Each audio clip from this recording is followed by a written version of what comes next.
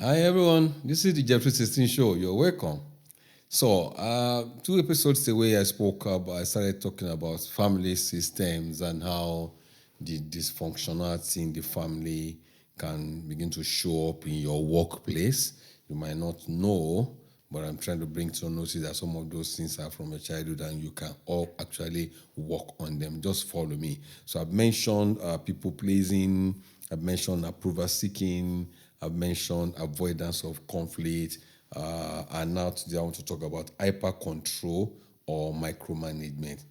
If you see people in the workplace who are hyper, who have this control, who are control freak, who wants to control everyone around them, even sometimes they might even be your subordinate. I've experienced where a subordinate really want to bully me. He should actually bully me to a point. And when people come from an environment where safety was tied to, how do I say it now? Your safety is tied to strict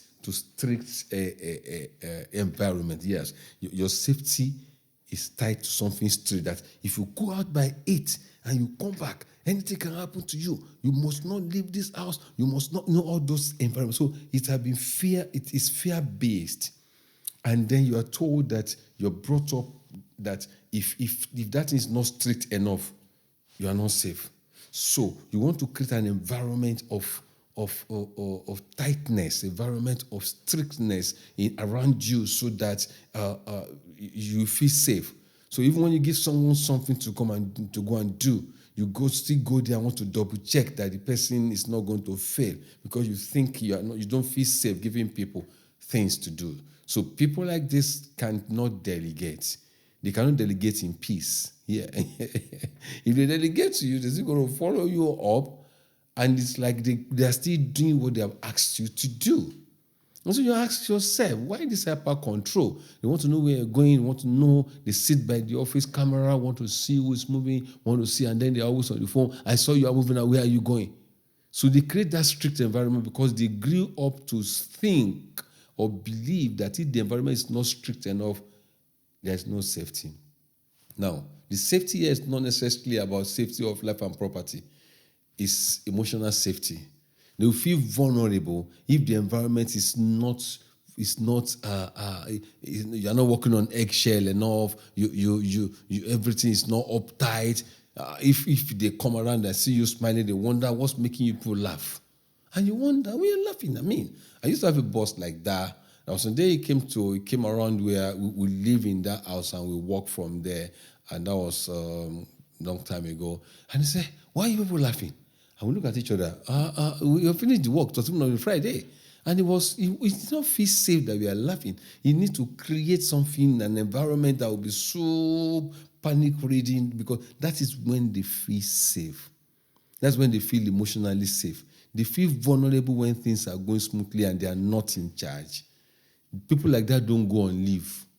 They keep postponing that. Even when they're on leave, what they still give you from leave is more than what they will give you normally.